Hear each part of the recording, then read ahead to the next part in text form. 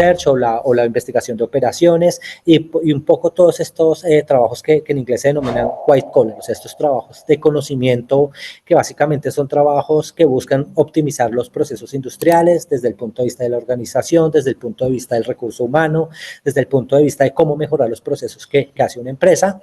Y finalmente, pues dejo esta nota acá de pensar el algoritmo, ahora que lo discutamos en el caso de las plataformas digitales, como ese maquinista, o sea, como aquel actor que en este caso, de forma completamente automatizada, empieza a optimizar y a mediar esas relaciones de trabajo y esas relaciones, digamos, sociales que están a la base de estos procesos. Bueno, ya digamos, lo de Chaplin era un poco como para ilustrar cómo, digamos, muchos de estos problemas que parecerían tan nuevos, en realidad tienen toda una genealogía histórica y son continuación de tensiones y de procesos que se han venido gestando y desarrollando en los últimos 200, 300 años. Sin embargo, cuando hablamos de las plataformas digitales, de los apps, de los algoritmos, el contexto es lo que se denomina la economía digital y el mundo de las plataformas. De nuevo, voy a servirme de un video muy corto que lo ha venido promoviendo pues el Foro Económico Mundial. El personaje que ustedes ven aquí, la fotico, es Hans Schwab, que es, digamos, la persona que ha estado detrás del Foro Económico Mundial durante casi 2 décadas, 3 décadas más o menos, creo que un poco más. ¿Y por qué traigo a colación ese escenario de política pública? Bueno, es un escenario súper importante, son las personas que están organizando estas conferencias anuales en Davos, Suiza, donde se reúne la élite global, industrial, financiera, política, a discutir, digamos, cuáles son los temas más importantes en términos de política pública, en términos, digamos, de tendencias de mercado y demás. Pero más allá de eso lo traigo aquí a colación porque ha sido el Foro Económico Mundial un actor clave en promover esta idea de que estamos en una cuarta revolución industrial. La cuarta revolución industrial es un poco la excusa para pensar, digamos, qué es la economía digital, cómo la experiencia contemporánea, tanto social como política como económica, está mediada por un conjunto de infraestructuras digitales, o sea, el hecho de que esta experiencia de aprendizaje, discusión, ocurra en Zoom, ocurra, digamos, a través de todo lo que posibilita el acceso remoto, es parte, digamos, de eso. O sea, un campo como el educativo, un campo que tiene una tradición enorme, las universidades pues son instituciones milenarias, empiezan a, bueno, al menos de muchos siglos, bueno, hay algunas que tienen ya más de 1000 años, pero lo que quiero, digamos, enfatizar es cómo, digamos, incluso estas instituciones tan antiguas como las universidades, pues han tenido que reconfigurarse a partir de estos procesos. Entonces, vamos a ver 2 minutos de este video en el que ellos cuentan un poco rápidamente la genealogía de las 4 revoluciones industriales.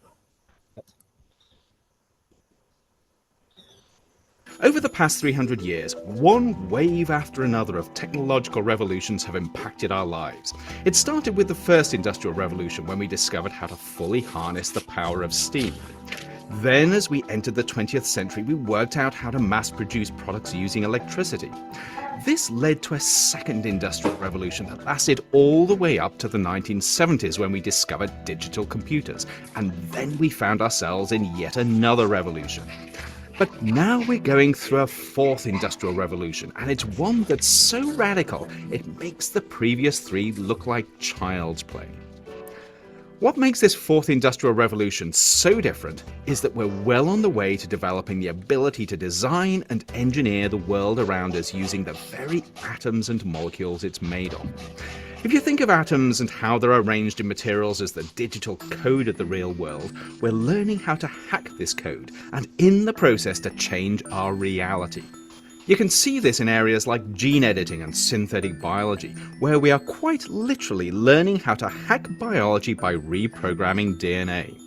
But we're also learning to hack stuff that isn't alive by using atoms and molecules in new ways.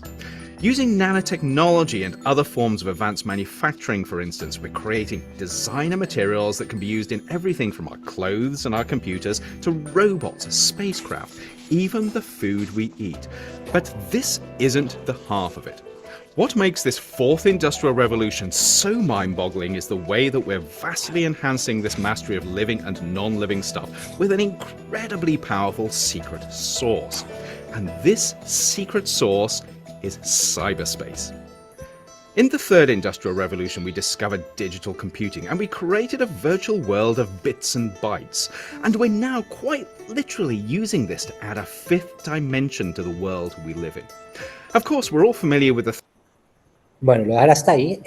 Rápidamente recapitulando, pues digamos que me gusta esta propuesta, no solo por lo importante que ha sido en la forma en la que se están enmarcando muchas de las discusiones sobre economía digital en el mundo contemporáneo, sino creo que me gusta, digamos, esta historicidad. Entonces,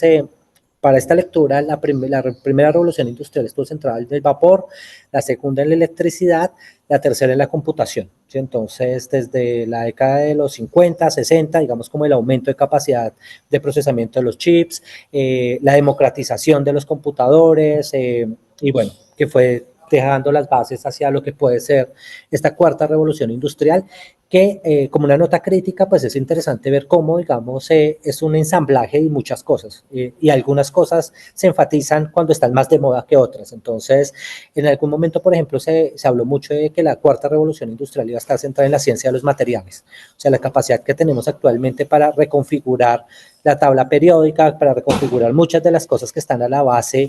de los órdenes industriales y generar, digamos, nuevas formas de transmisión de electricidad, información,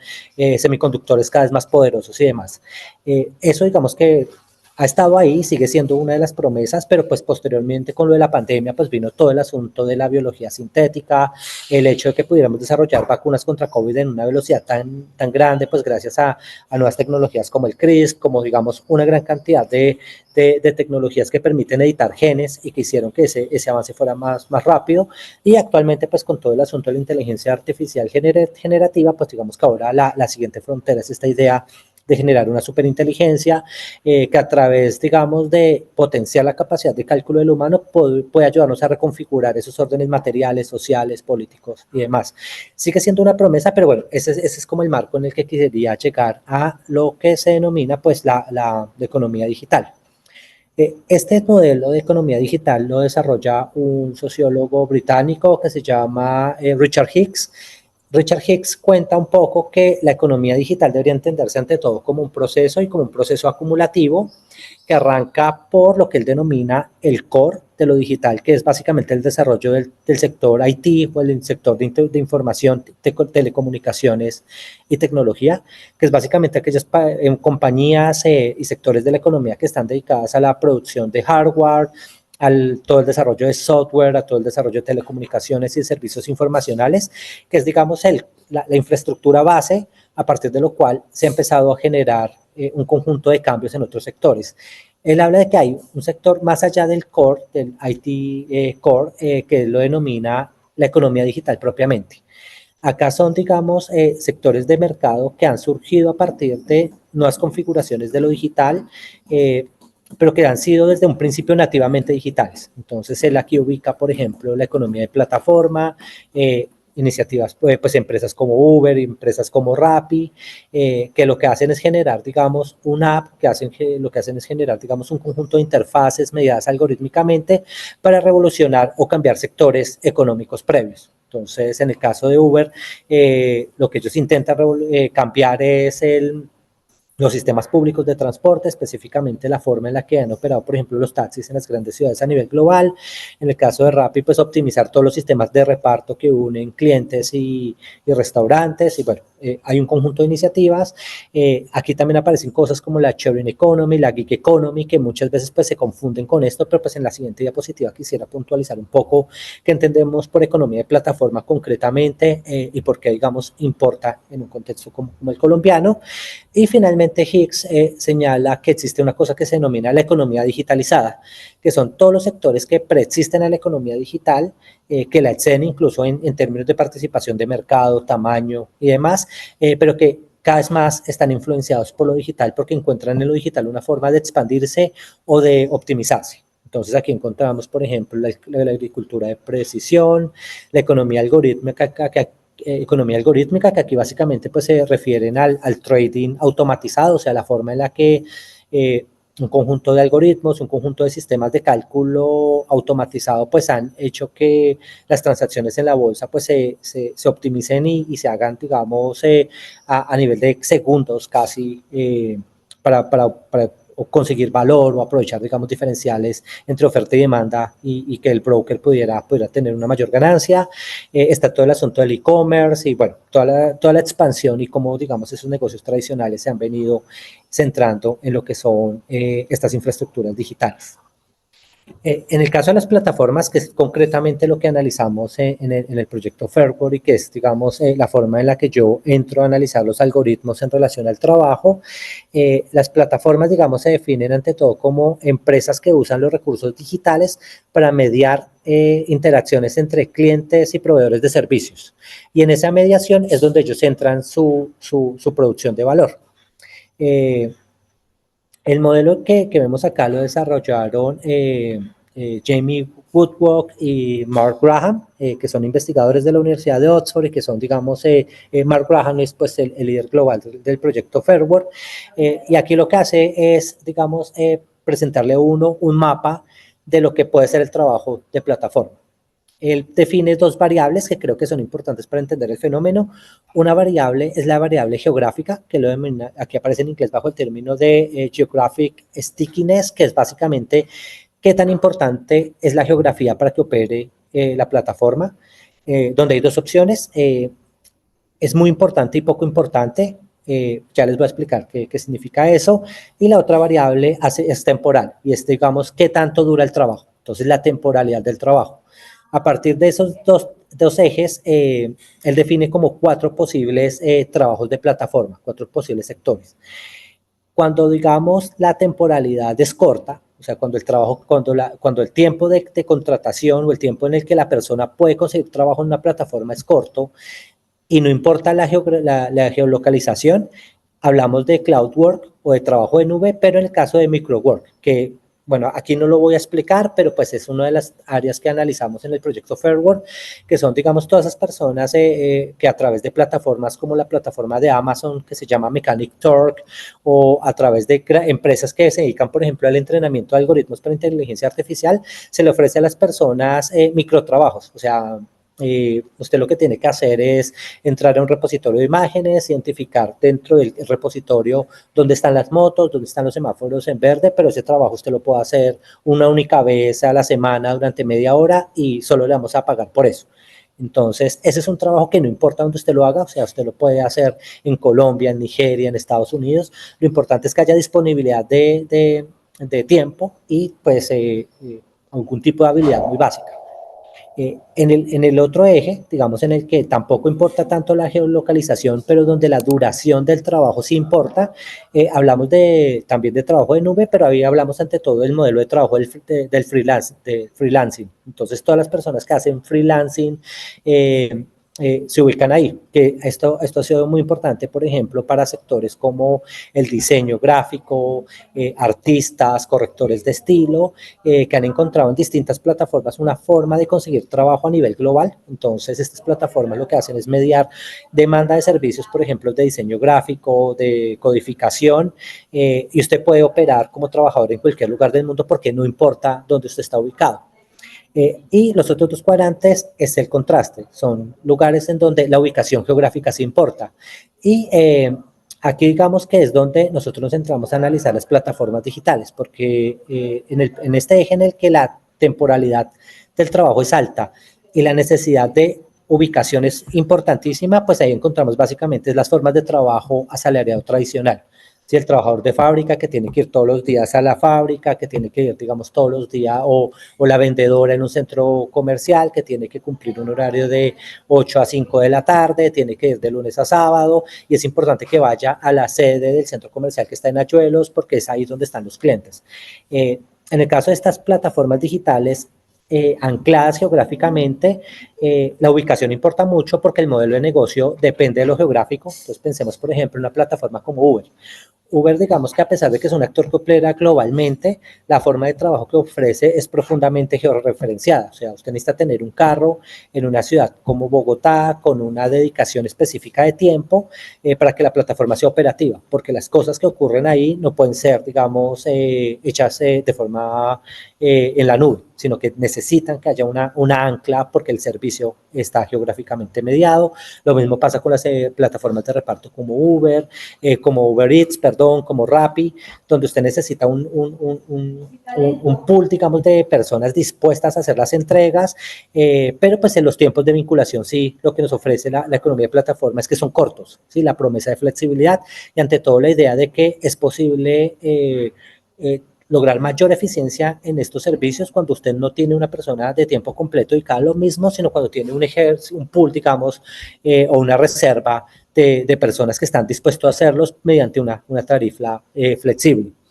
Y lo que ustedes ven acá es un poco, pues, digamos, cómo eso opera ya en distintos ejemplos. Entonces, por ejemplo, cuando hablaba de Microwork, pues hablaba de Mechanic Turk, que es, digamos, esta plataforma de Amazon enorme, donde cientos, miles de compañías, especialmente compañías digitales, pues ofrecen trabajo para que las personas encuentren una forma de desarrollar microtrabajos. En el caso, digamos, de taxis y de trabajo de plataforma, pues está Uber. Bueno, hay distintas posibilidades. Lo que quiero aquí indicar es que cuando hablamos de economía digital, pues estamos hablando de un gran conjunto. Cuando hablamos de economía de plataforma o economía colaborativa, pues estamos hablando de un conjunto mucho más restringido, y en ese conjunto más restringido, pues que hay una gran variabilidad. Bueno, ¿qué es el proyecto Fairwork? Que es de lo que les vengo a contar un poco y es donde, digamos, se produce toda la evidencia para hacer este análisis. Es una colaboración internacional que es coordinado por el Instituto de Internet de la Universidad de Oxford, que actualmente pues opera en más de 30 países en todo el mundo. Y lo que hacemos es analizar las condiciones de trabajo en la economía de plataforma, especialmente en los sectores que están anclados geográficamente a partir de 5 principios. Entonces evaluamos, por ejemplo, cuáles son las condiciones de pago, cuáles son, si las condiciones, digamos, de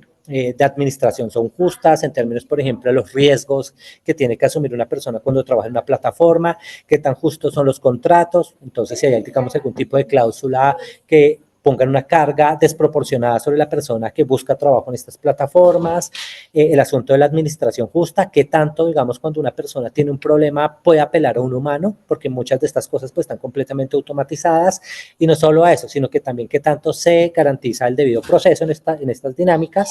Y finalmente está el tema de la representación justa, y es pues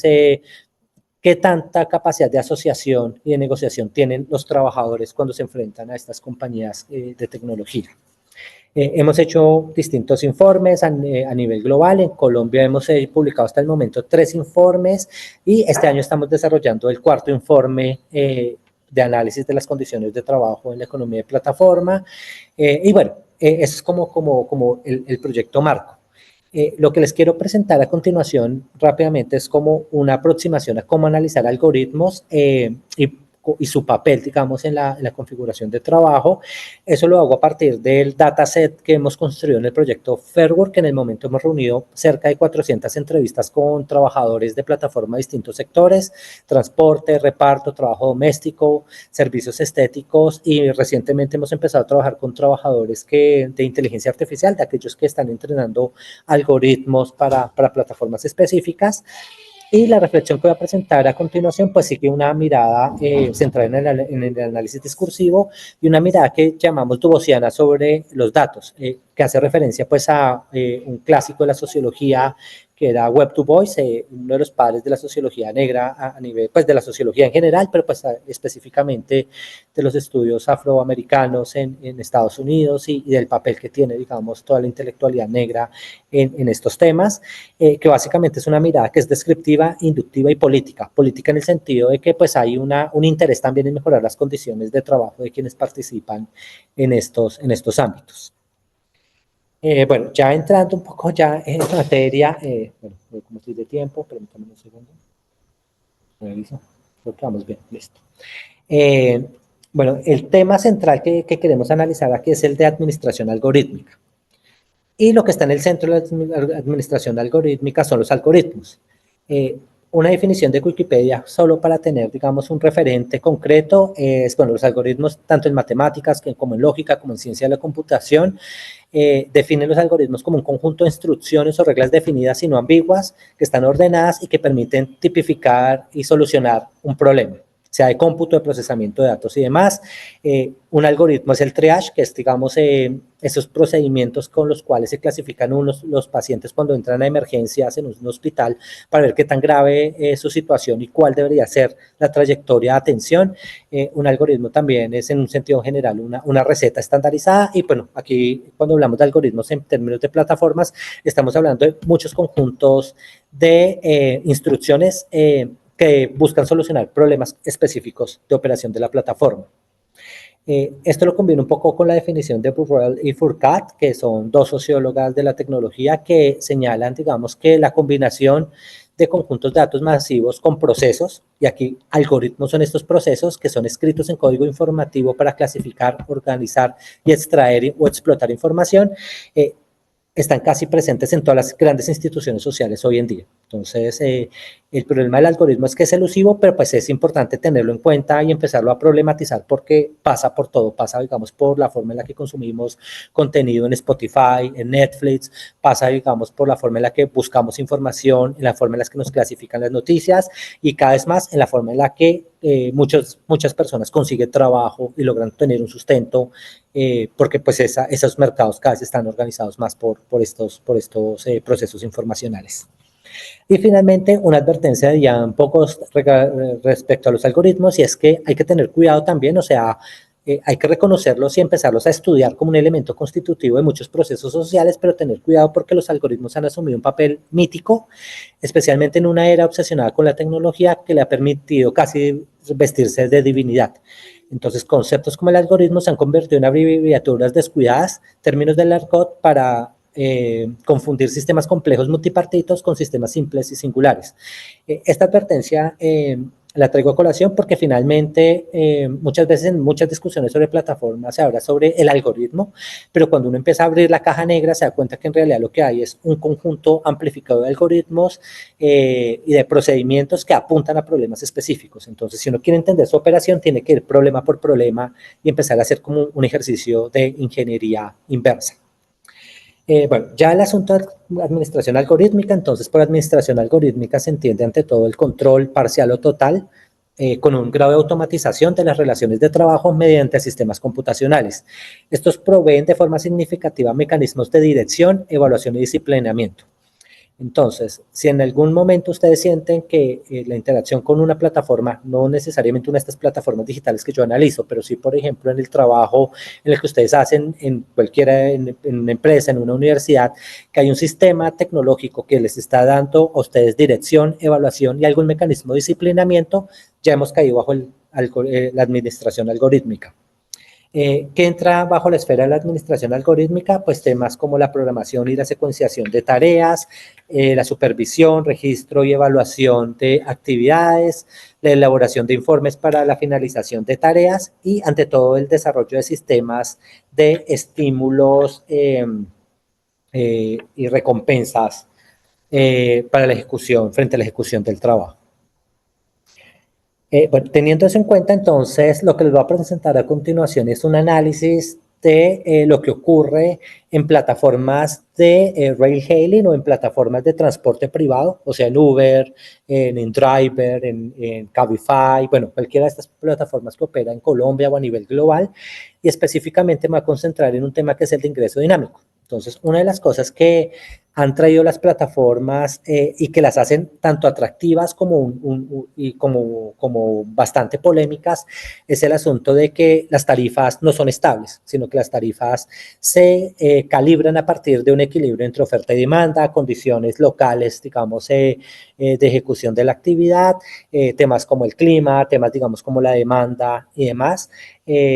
Y bueno, es un tema polémico porque desde el punto de vista de la compañía, pues es como el arreglo perfecto. O sea, el hecho de que usted pueda siempre ofrecer, digamos, un ingreso que es dinámico, que va siguiendo en tiempo real las condiciones de mercado, da una gran promesa de optimización y una gran promesa, digamos, de mayor digamos, ganancia para la empresa, porque usted puede, digamos,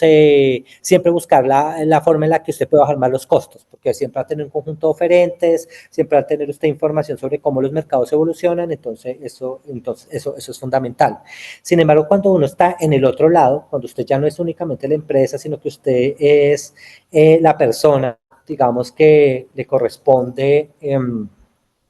buscar un sustento en la plataforma, pues esto introduce mucha ansiedad, porque introduce, digamos, que usted no tiene capacidad de planeación sobre su economía. Entonces puede ser que una semana le vaya muy bien y con trabajar 20 horas a la semana haya logrado el mínimo que usted necesitaba para la subsistencia de su núcleo familiar, pero puede pasar que esa semana los precios hayan estado muy bajos y que usted necesite ir hasta 60 horas para hacer el mismo ingreso. Entonces es un tema bastante complejo por esto. Cuando vemos algoritmos, pues aquí les voy a compartir rapidísimo un video de TikTok que muestra, digamos, cómo se ve este asunto del impreso dinámico desde el punto de vista de la pantalla de un conductor.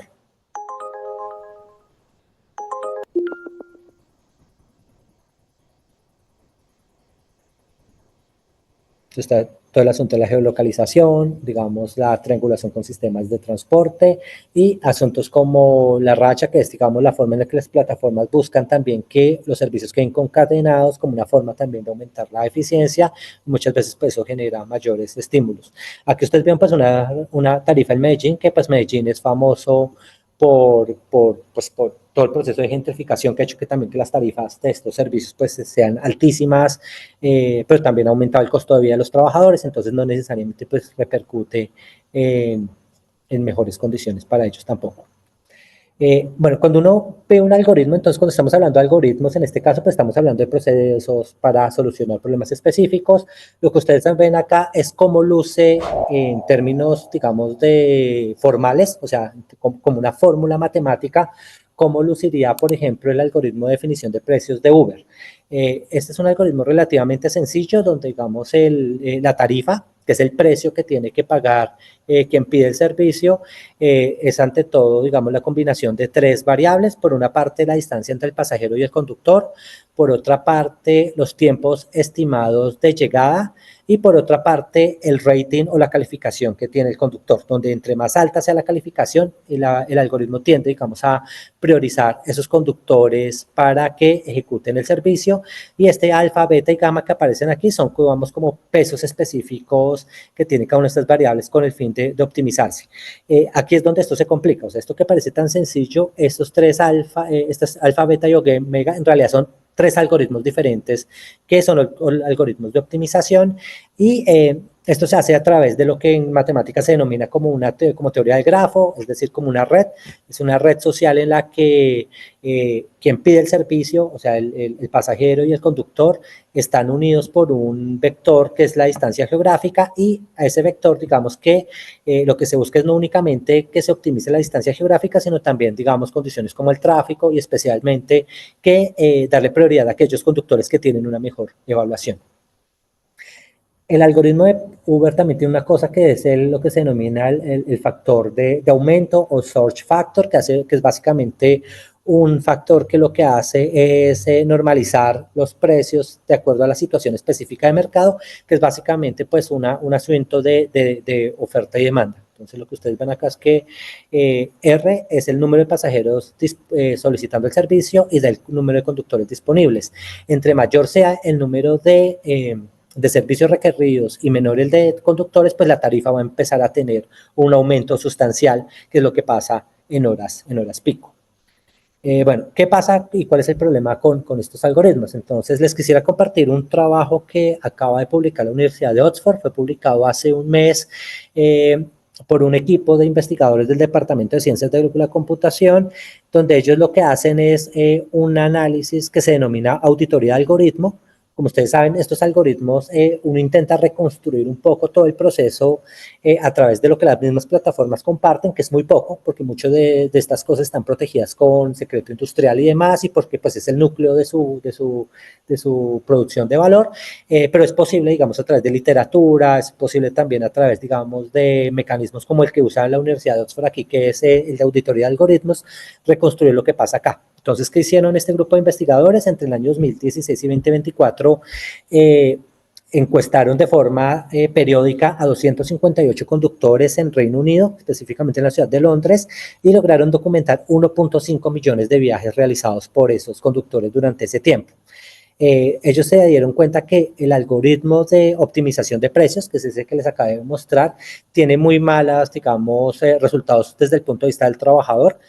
Cuando se empezó a ejecutar, que fue en el año 2018, el precio de la tarifa empezó a bajar de 18 libras a 17 por ingreso por hora para los trabajadores. También la relación de proporción de cuánto le corresponde por el servicio a la plataforma y cuánto el conductor cambió. Uber arrancó con un modelo 75-25, donde 25% es lo que cobra la plataforma por usar el servicio y 75% es lo que le correspondería al conductor, a un modelo dinámico donde el promedio de proporción que le corresponde al conductor es apenas del 71%, y en muchos casos se documentó que Uber alcanzó a quedarse incluso con el 50% de lo que se cobró por el servicio. Y lo que se aumentaron fueron los márgenes de ganancia para la plataforma, que durante ese periodo aumentaron un 38%,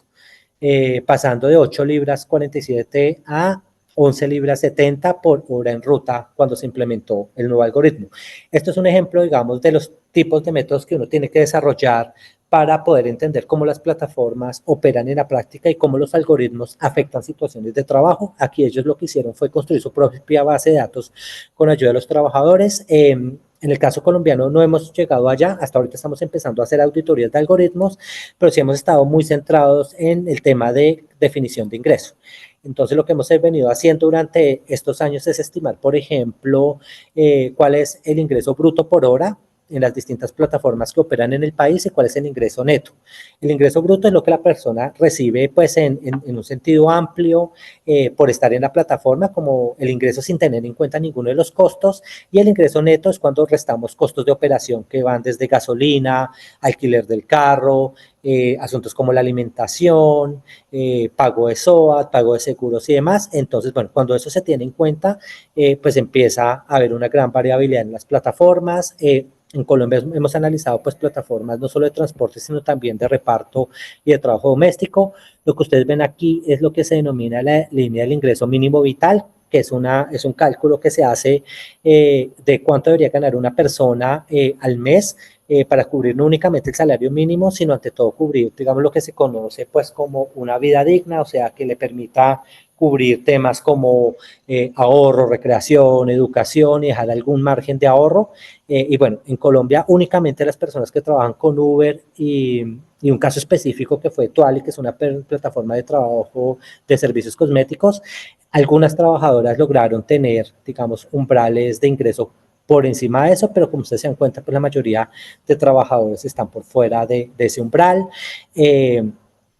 Aquí lo que hicimos fue un cálculo, digamos, de la relación entre salario mínimo y salario digno. Quienes operan en plataformas de transporte pues tienden a tener ingresos superiores a quienes, por ejemplo, operan en plataformas de reparto y tienen, digamos, unos ingresos que pueden ser interesantes. Son altos, digamos, cuando no se tienen en cuenta los costos, o sea, hay personas que ganan 5 o 6 millones de pesos al mes por trabajando en estas plataformas, pero cuando uno empieza a descontar todos los costos de operación, pues digamos que la mayoría terminan con un ingreso aproximado de 2.600.000 en el caso de la plataforma Cabify, 2.100.000 en el caso de InDriver, Uber 5.200.000 porque fue una muestra muy específica de personas que estaban trabajando con el servicio premium, entonces cubrían muchas rutas de aeropuerto que tienden a ser muy rentables, y una plataforma como Bit apenas las personas alcanzan un salario de 1.900.000 en un contexto en el que este grupo de trabajadores pues son la mayoría sobrecalificados. O sea, cuando uno miraba, por ejemplo, grado de escolaridad, hay muchas personas con formación universitaria, muchas personas con formación profesional, muchas personas que son profesionales y que han tenido que ir a estas plataformas porque por su edad ya son discriminadas en otros sectores, entonces eso también hace parte de la ecuación.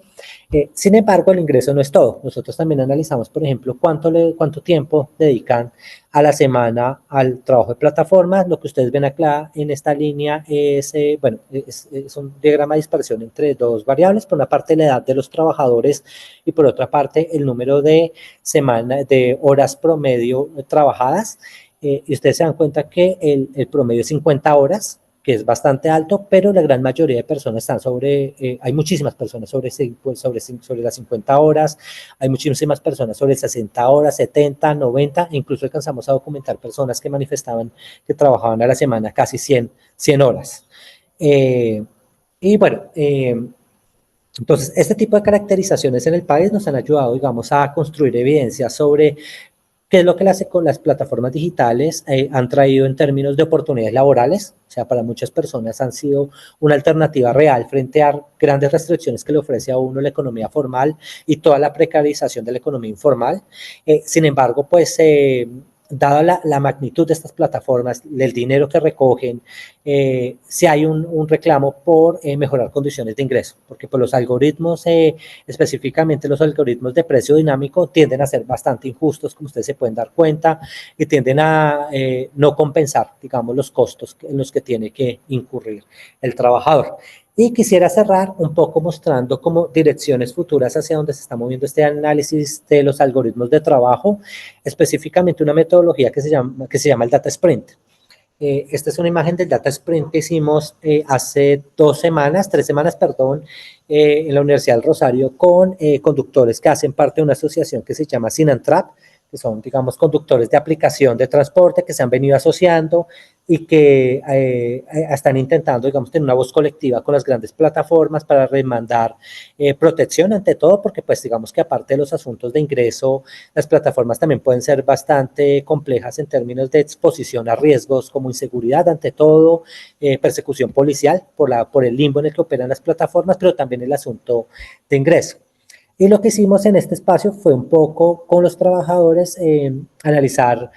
sus patrones de ingreso, nos permitieron, digamos, entender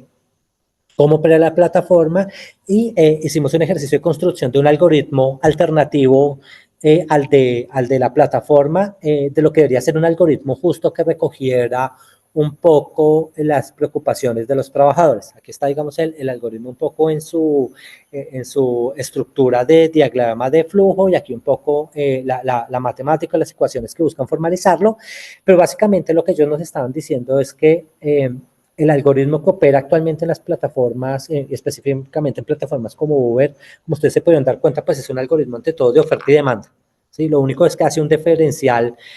por el asunto de la calificación, porque pues se asume que un buen conductor pues provee un mejor servicio y eso es bueno para la plataforma, pero básicamente es economía de mercados de trabajo. O sea, hay una demanda por un servicio específico, hay una oferta y nos encontramos en la mitad. Ellos señalan que eso no es justo porque pues una ciudad como Bogotá tiene muchas complejidades y ellos piden que existiera al menos 3 tipos de diferencial a la hora de calcular la tarifa. Por una parte, el tema de la lluvia y el asunto climático en Bogotá, o sea, nosotros como bogotanos sabemos cómo la lluvia pues cambia completamente la ciudad y la vuelve aún más difícil, más tráfico, mayor demanda de taxis, mayor demanda de servicios de transporte y demás, y muchas veces la plataforma no compensa, digamos, eso en términos de ingreso. Segundo, un diferencial de tráfico, o sea, Bogotá en distintos rankings pues está en el top 5 de las ciudades con el peor tráfico y pues con las últimas obras del metro creo que ya hemos a veces en algunos rankings subido al nivel 2 o 1. El algoritmo en su fase, digamos, en su modelo de apreciación no necesariamente pone, digamos, algún tipo de compensación del tiempo perdido por tráfico, especialmente los tiempos de espera de servicios. Y finalmente ellos también añadieron que hay un diferencial que se debería tener en cuenta en una ciudad como Bogotá y es el asunto de la protesta social, que la protesta social, a pesar de que este sindicato pues la reconoce como un derecho legítimo y demás, en términos de la operación de su trabajo, también dificulta mucho y no necesariamente se reconoce eso en el diferencial. Bueno, más allá, digamos, de la formalización matemática, lo que sí queremos hacer en el proyecto es empezar, digamos, a ofrecer este servicio de auditorías algorítmicas, o sea, la idea de que es posible uno como usuario o uno como trabajador, cuando tiene una caja negra, cuando tiene, digamos, un conjunto de un dispositivo de cálculo tan cerrado, hacer un ejercicio de ingeniería inversa e intentar ver cómo opera y también empezar a pensar posibles futuros alternos. En Colombia no han pegado tanto, digamos que el tema de cooperativismo de plataforma y es que en países como Brasil especialmente se han vuelto muy populares. Los trabajadores se han organizado y están empezando, digamos, a asociarse con colectivos de ciencia de datos, con universidades y están empezando a generar sus propias plataformas donde generan unos algoritmos como este, pero que empiezan a ser operativos. Eso es una alternativa y es algo que no está pasando en el país. Y bueno, finalmente con esto quisiera cerrar. Este problema se ve súper específico, digamos, porque la metodología pues involucra analizar plataformas específicas, sectores particulares y demás, pero yo creo que la economía de plataforma nos da a todos los demás sectores una visión de lo que puede ser el futuro del trabajo para cada uno de nosotros. Sectores como la educación, sectores como la salud, todo lo que se denominaban como aquellas profesiones liberales, cada vez están mediadas más por infraestructuras digitales y en la medida en la que media una infraestructura digital es susceptible todo esto. O sea, es susceptible que en algún momento una empresa empiece a pensar no únicamente en términos de salario mensual, sino pago por días, pago por horas, y que esos pagos por horas sean dinámicos de acuerdo a qué tanto se está demandando un servicio en un momento específico. Bueno, muchísimas gracias por su tiempo y bueno, quedo muy atento a preguntas, comentarios y demás. Muchísimas gracias, Oscar, por la interesantísima charla. Entonces tenemos unos minutos para quienes tengan preguntas acerca de, bueno, toda la información que nos ha dado Oscar. Pues bienvenidos, los invitamos a que o bien levanten la mano para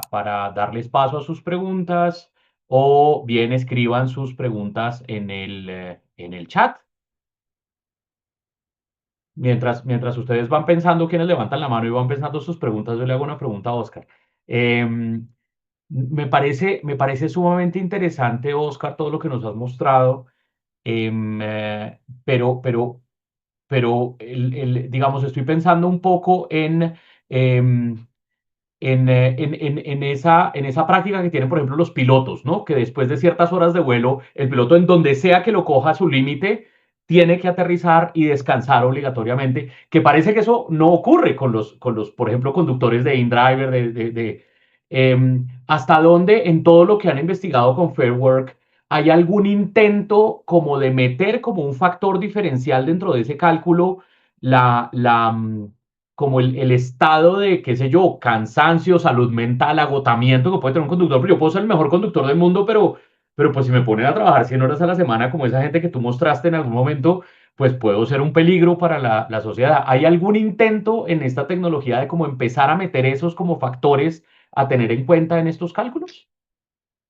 Gracias, Carlos. Sí, efectivamente, hace 2 años empezó Uber y otras plataformas lo están haciendo y es empezar a poner como límite de conectividad para el uso de la aplicación. De todas formas, el límite de conectividad es súper alto, o sea, usted puede estar en una aplicación 12 horas, ¿sí? Entonces, pero antiguamente usted puede estar más de las 12 horas, entonces a las 12 horas se apaga y lo que está haciendo la gente es, pues, listo, me apagaron Uber, entonces me paso a Cabify. Sí.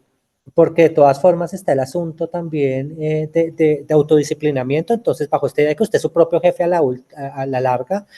cuando el trabajo está bueno en las entrevistas todo el mundo nos dice es que es muy difícil parar, porque es que a mí nadie me garantiza que hoy que está bueno, mañana vaya a estar igual de bueno o la siguiente semana está igual, entonces hay un incentivo ahí perverso y es esta promesa de que de esa inestabilidad se vuelve un incentivo muy perverso, porque hace que uno día a día esté como muy enganchado, entonces ese límite a pesar de que es tan alto, pues a la larga ni siquiera ha logrado ser operativo tampoco, desafortunadamente. Sí, claro, a mí me han tocado conductores que tienen 4 y 5 celulares con 4 plataformas distintas al tiempo. Y claro, pues es la manera de hacerle el quite al este. Tienes toda la razón. Sí, complicado. Em, eh, Mira, ahí me está llegando por el chat una pregunta. Carlos Alberto nos dice, estamos en la era del post-trabajo. ¿Cómo lo define? Claro, aquí vamos que no, las categorías son súper políticas, entonces yo soy de la vertiente que digo, no nos tenemos que dejar poner esos apelativos, o sea, la idea de post-trabajo es ante todo una visión promovida muy de arriba hacia abajo, o sea, la idea de muchos de estos tech bros y todas estas personas detrás de estas grandes empresas de tecnología que cada vez están presionando más por romper con modelos tradicionales de trabajo. Entonces el enemigo es, digamos, como el contrato laboral tradicional, porque para ellos es profundamente sí, ineficiente. Entonces usted le pagan, digamos, su sueldo independientemente de que haya un pico de trabajo, de que el trabajo esté bajo y demás, y ellos consideran que eso está mal, porque pues digamos desde el punto de vista de la empresa, pues está sobrepagando por un tiempo llano, no tienen en cuenta pues que el trabajo es ante todo también un asunto de dignidad y que uno trabaja tanto bien para florecer como persona,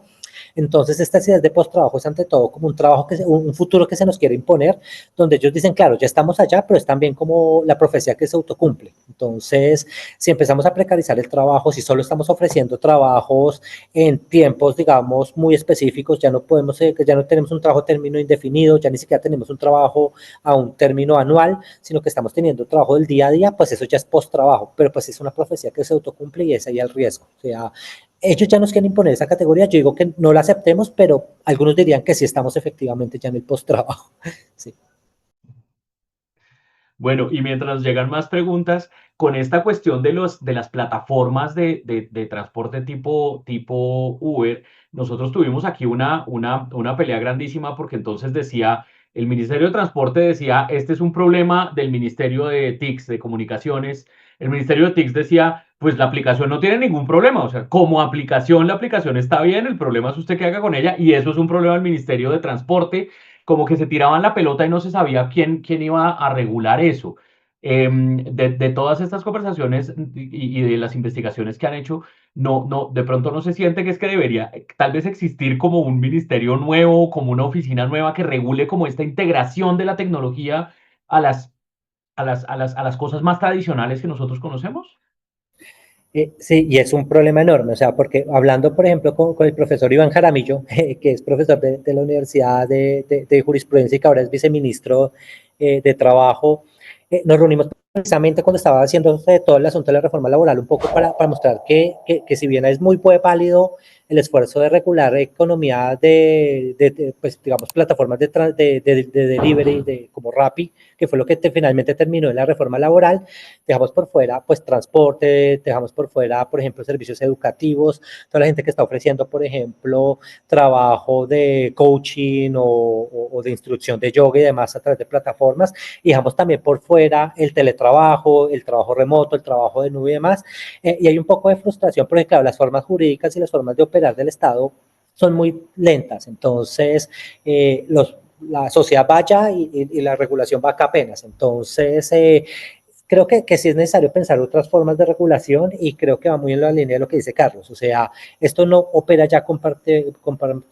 ya no opera en cajitas. O sea, esto no es que el trabajo está acá, la tecnología acá, la salud acá. No, son temas transversales y necesitamos, digamos, que las relaciones laborales, pero también temas como educación, salud, se tomen muy en serio los componentes digitales, porque los componentes digitales ahora son esas columnas vertebrales que están haciendo que todo opere.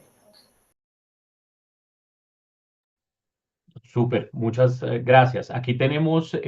una pregunta de Alejandro que dice en el chat, ¿hasta qué punto los algoritmos con sesgos de poder y posición política pueden ser reajustados por los usuarios trabajadores? De nuevo, esto es como estas asimetrías de poder tan duras, es muy difícil, digamos que eh, lo que está pasando es lo que decía lo del cooperativismo de plataforma, o sea, que los trabajadores se organicen y generen sus propias plataformas, donde ellos como son dueños de la organización y de la compañía que sustenta la organización del trabajo, pues pueden definir su algoritmo qué prioriza o qué no. De todas formas, sí queda una cosa y es el poder del usuario. O sea, el trabajador desafortunadamente no tiene tanto poder para interpelar a la plataforma, pero una cosa que también queríamos hacer mucho desde Fairword es empezar a concientizar más hacia los usuarios. El usuario sí tiene mucho poder. O sea, si las personas empiezan a tomar decisiones sobre la plataforma que usan, no únicamente en términos del costo, sino también, bueno, esta plataforma es un poco más decente con sus trabajadores, esta plataforma ofrece unas condiciones más justas y por eso decido usar esta plataforma frente a la otra, esos diferenciales empiezan a generar un poco más de presión. Pero no hay una gran asimetría en esta economía digital, que es lo preocupante. O sea, como que hay tanta concentración de poder que uno siente que como usuario, como ciudadano, queda un poco desprotegido. Muchas gracias, Oscar. No sé si alguien más quiere levantar la mano o hacer una pregunta por el chat. No veo manos levantadas en este momento y no veo más preguntas en el chat. Entonces, pues aprovecho para darle nuevamente las gracias a nuestro... Ah, mira, aquí llegó Carlos Arturo, está haciendo una pregunta. En la recopilación de datos propios por dinámicas particulares de mi modelo de negocio, la generación de algoritmos por la condensación misma de estos requerirán protocolos específicos para garantizar la propiedad de los mismos. Claro, hay un tema muy importante que queda abierto y es efectivamente todo el asunto de propiedad intelectual. Cuando uno empieza a hacer como estas arqueologías de los algoritmos, especialmente cuando estamos mirando el de Uber, uno se da cuenta, claro, el algoritmo de Uber aparentemente esta ecuación que es como un asunto de oferta, demanda, diferencial y demás, para mí que uno empieza a ver cada uno, pero cómo opera, digamos, Uber para definir la oferta. Entonces se da cuenta que es una cosa que se llama el algoritmo húngaro, que es un algoritmo de teoría de redes, y ese algoritmo se construye sobre otro. No todos son desarrollados por la empresa. O sea, muchos de esos algoritmos son de dominio público porque son, digamos, del dominio de la estadística, de la ciencia de datos. Muchos de ellos se desarrollaron con código abierto por muchos años. Entonces, aquí también hay un proceso importante casi de privatización o expropiación de patrimonio colectivo, que es lo que está pasando también un poco con inteligencia artificial. O sea, OpenAI, Gemini nos trae, digamos, una forma articulada de interacción, pero esa interacción se construyó con base en el scrapping y en la recolección de información producida por todos todo el tiempo, muchas de ellas de acceso público, Wikipedia, nuestro chat, nuestras interacciones y demás. Gracias. Aquí tenemos dos preguntas más en el chat. La primera de Alejandro que dice, las regulaciones, es decir, el Estado en algoritmos y su impacto en la inteligencia artificial, ¿son un objetivo de proyectos como este? Sí, es uno de los proyectos, digamos, o sea, uno de los objetivos es pues entender a la larga las condiciones de trabajo, pero sí es un proyecto de investigación, acción participativa. O sea, entendemos que si queremos tener una incidencia mínima más allá de lo académico, tenemos que hablar mucho con la regulación. Entonces hemos hecho el esfuerzo un poco de que esto no sean solo artículos académicos, sino que sean policy papers, PRIPS, intentamos hablar con los senadores, con las UTELes cuando se puede, pero sí, el asunto tiene que ir a la regulación porque creo que es como el siguiente paso. No es suficiente, no es el paso definitivo, pero sí es clave. Y yo creo que muy relacionado con esto, precisamente Luis Gabriel García nos pone la pregunta de si existe actualmente alguna organización similar, digamos, a la Fundación Más Familia y su certificación EFR, que es empresa familiarmente responsable, que esté trabajando en el desarrollo de estándares o certificaciones relacionados con el uso ético y justo de algoritmos en entornos laborales. Sí, muchas gracias por esa pregunta porque el proyecto Fairwork precisamente hacia allá es a donde se quiere mover. O sea, la idea es que sigamos haciendo investigación, acción participativa, pues que pues el core, digamos, del proyecto somos investigadores y académicos, pero sí es necesario empezar a pensar un sistema de certificación. Entonces, hacia allá se está moviendo. Ahorita estamos en un piloto para hablar, por ejemplo, de certificación de la cadena de valor de la inteligencia artificial, especialmente usando el marco europeo, que ellos tienen una cosa que se llama la debida diligencia, en la que los actores de la Unión Europea, cuando contratan un servicio, tienen que hacer el ejercicio de darse cuenta de si esa cadena de valor respeta derechos humanos y demás, y ahí vemos que hay una oportunidad para hacer eso. Es todo muy reciente. Hay otra iniciativa que es escandinava que se llama Fair AI, que está haciendo lo mismo para la Unión Europea, especialmente en algoritmos de entrenamiento de inteligencia artificial, pero todo es muy reciente. O sea, hasta ahorita se están configurando esos actores de certificación. Perfecto. Pues, Oscar, para no demorarte más, muchísimas gracias por esta interesantísima charla. Creo que nos has mostrado la importancia que tiene estar pues bastante bien versado en estos asuntos de saber gestionar la información, de conocer el mundo de los datos, de entender cómo vivir en un mundo de la información como el que vivimos ahora y saber manejarse en él es fundamental. Y por eso pues hemos creado maestrías como esta de gestión estratégica de la información e innovación digital. Entonces, nuevamente, Oscar, muchísimas gracias por tu charla y le dejo la palabra a la directora de nuestra maestría, Amasata Lisovska. Muchas gracias. Muchas gracias, profe Oscar, por esta interesante charla. Tal como dijo profe Carlos, estamos muy honrados y creo que es un aterrizaje práctico súper interesante y reflejo de lo que realmente se puede hacer con los datos y la importancia que ellos cada vez tienen más.